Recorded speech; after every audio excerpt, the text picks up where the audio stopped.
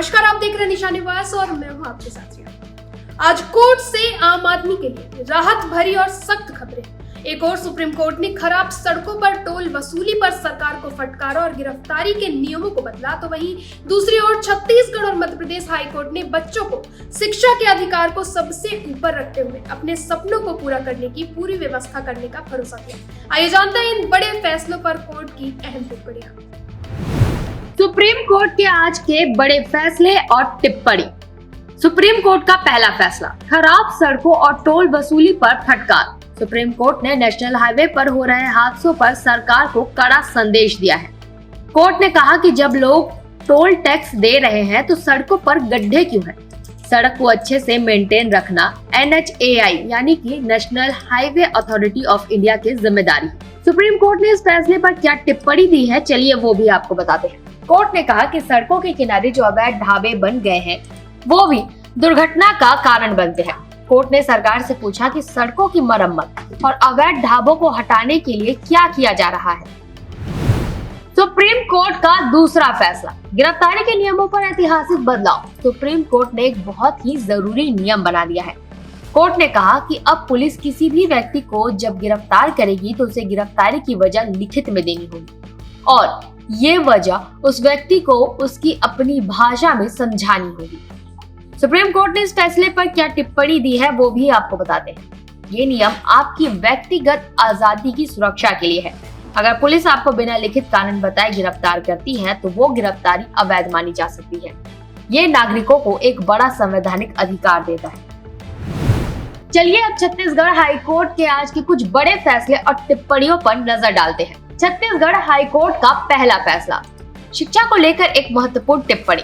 एक 12वीं के बाद की पढ़ाई जारी रखने की इच्छुक युवती से जुड़ा था जिसे पिता घर छोड़ने का दबाव बना रहे थे। हाई कोर्ट ने युवती को भरोसा दिलाया कि अगर घर में पढ़ाई का माहौल ठीक नहीं है तो कोर्ट उसकी पढ़ाई की पूरी व्यवस्था करेगा। कोर्ट ने युवती को कुछ दिन माता पिता के साथ रहने और माहौल का जायजा लेने को कहा है। अगर माहौल ठीक नहीं लगता है तो कलेक्टर को उसकी पढ़ाई की व्यवस्था करने का आदेश दिया जाएगा। छत्तीसगढ़ हाई कोर्ट ने इस फैसले पर क्या टिप्पणी दी है वो भी सुनिए। ये फैसला बताता है कि हाई कोर्ट बच्चों की शिक्षा के अधिकार को बहुत महत्व देता है और जरूरत पड़ने पर व्यक्तिगत मामलों में भी आगे आकर मदद कर सकता है।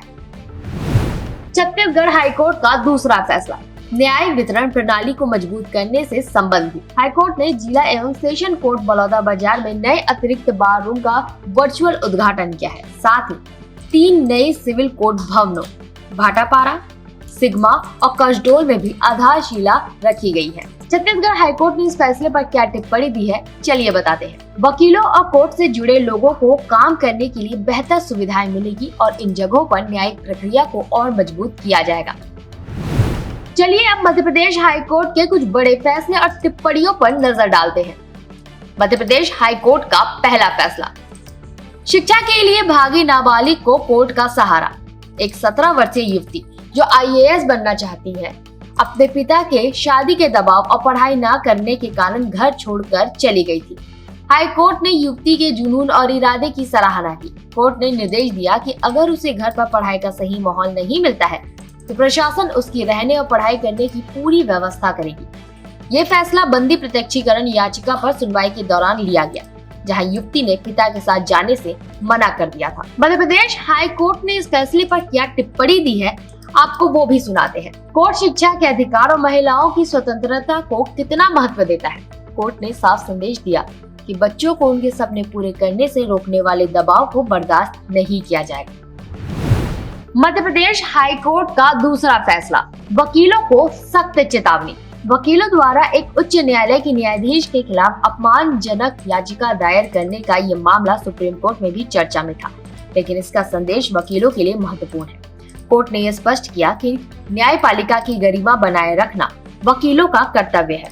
कोई भी पक्षकार या वकील अपने खिलाफ फैसला आने पर जज पर आधारहीन आरोप नहीं लगा सकता। मध्य प्रदेश हाई कोर्ट ने इस फैसले पर क्या टिप्पणी दी है, चलिए आपको वो भी बताते हैं।